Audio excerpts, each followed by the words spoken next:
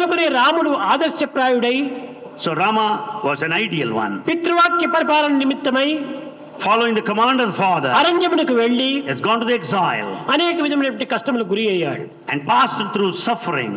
అయితే However, ఇది ఒక బలవంతంతో పోయాడా, లేక అసంతృప్తితో పోయాడా, లేక ఒక విధమైనటువంటి తండ్రి ఆజ్ఞ అని ఒక దీంతో దీక్షతో వెళ్ళాడా?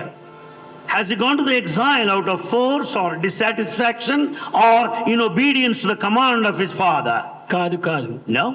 పట్టాభిషేకములకు ఎట్టి ఆనందంతో వచ్చి ఎట్టి విధమైనటువంటి ఒక సంతోషంతో ముందు వేశాడో అదే అడుగుతోనే అదే సంతోషంతోనే అరణ్యానికి కూడాను తాను వెళ్ళాడు.